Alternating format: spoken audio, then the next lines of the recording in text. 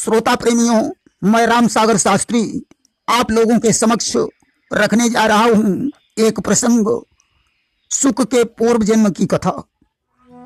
देखिए, जिस समय विभीषण ने रावण को समझाया कि हे भैया, तुम राम की पत्नी सीता को वापस कर दो और उनकी शरण में चले जाओ, इसी में भलाई है। उस समय रावण ने लात मारकर विभीषण को लंका से निकाल दिया। विभीषण राम की शरण में चला गया। राम ने समुद्र के जल से विभीषण का तिलक करके उसे लंका का राजा बना दिया कि जब ही विभीषण प्रभु पहियाए, पाछे रावण दूत पठाए। जिस समय विभीषण राम की शरण में पहुंचे, उनके पीछे रावण ने सुक और सारण दो दूतों को भेजा कि जाओ रामादल में जाकर देखो कि विभीषण और राम के बीच क्या बातें होती हैं। परंतु रामादल में पहुंचते ही दोनों दूतों को बंदरों ने बंदी बना लिया और सुग्रीव के पास लाकर उपस्थित कर दिया। सुग्रीव ने आदेश दिया कि इनके नाक और कान काट लीजिए। अब तो बंदर उन्हें मारने पीटने लगे। दूतों ने कहा, तुम्हें भगवान राम की सौगंध है, मेरे नाक और कान मत काटना। लक्ष्मण ने उस समय दोनों दूतों को छुड़ा दिया और कहा, जाओ रावण को मेरा संदेश सुना देना कि यदि तुम सीता को वापस नहीं करोगे तो तुम्हारी मृत्यु निश्चित है। साथ ही साथ एक पत्र भी लिखकर दे दिया। दोनों दूत रावण के पास पहुंचे। उन्होंने रावण के चरणों में अपना मस्तक झुकाया। रावण पूछने लगा, सुक, तुम मुझे बताओ कि विभीषण राम से किस प्रकार जाकर मिला।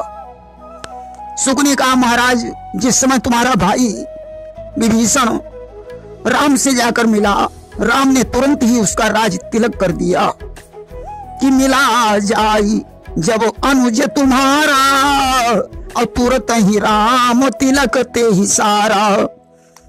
रावण ने कहा, सुक, क्या वहां तुम पर कोई आपत्ति तो नहीं आई? सुक ने कहा, महाराज, हम लोगों को बंदरों ने बंदी बना लिया, बहुत मारा पीटा कि रावण दूत हम ही सुनी काना, और कपिन बांधी दीन ही दुख नाना। बंदर तो हमारे नाक कान काटना चाहते थे, हमने उन्हें राम की सौगंध खिला दी, अन्यथा मेरा हाल भी शूर्पणखा की तरह हो जाता। रावण ने कहा, सुक, राम की सेना में कितने बंदर हैं? सुक ने कहा, महाराज, राम की सेना में बड़े बड़े बलवान योद्धा हैं। अवसमय सुना श्रवण 10 कंधर, पदम 18 जूथप बंदर। दुविध मयंद नील नल अंगद गद दधिमुख केहर आदि कुल बानरों की संख्या 18 पदम सुनी जाती है। राम को जीतना कोई आसान बात नहीं है। मैं लक्ष्मण जी का एक पत्र भी लाया हूं, उसे आप पढ़ लीजिए।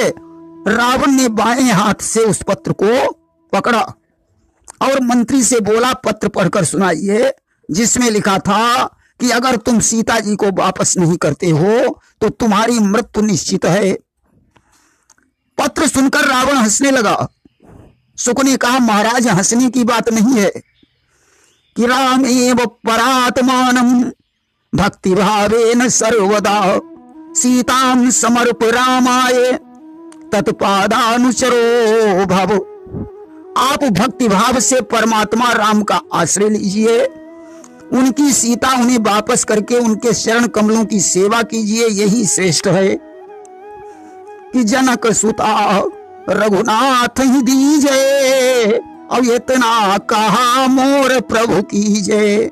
सुक के वचन सुनकर रावण क्रोधित हो गया कि जब ते ही कहा देन बे देही, और चरण प्रहार की न सठते ही। आज उसने सुक के ऊपर चरण का प्रहार कर दिया और बोला, दुष्ट, मुझे उपदेश देते हुए तुझे लज्जा नहीं आती? तेरे पूर्व कृत्यों को याद करके मैं तुझे छोड़ रहा हूं, अन्यथा मैं अभी तुझे जान से मार डालता। इसलिए तुम इसी समय यहां से चला जा। अब तो सुक भी राम की शरण में चला गया। ऋषि अगस्त की साप भवानी, राक्षस भयउ रहा मुनि ज्ञानी। देखिए, पूर्व जन्म में सुक एक वेदज्ञ ब्राह्मण था।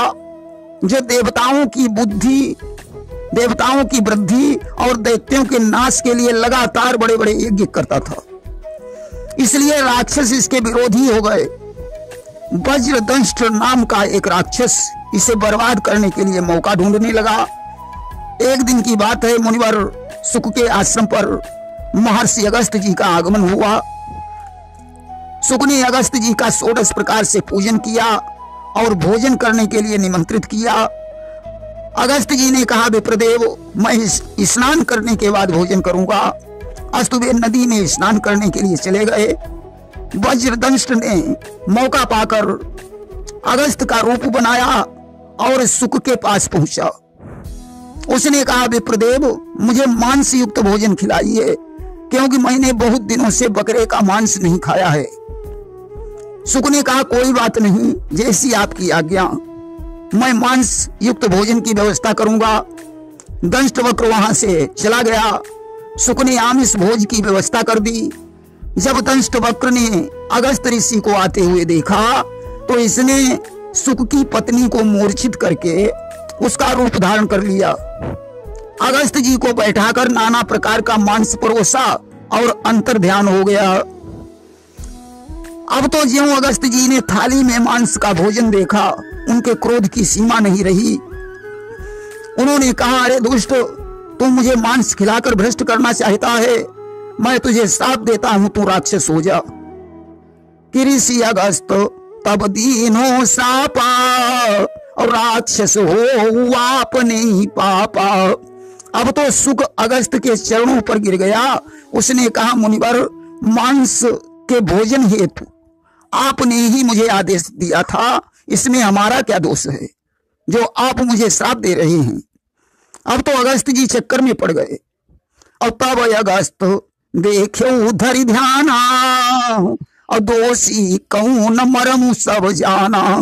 अगस्त जी ने आज ध्यान धर कर देखा तो समझ गए कि ये सब कुछ दंष्ट वक्र ने किया है।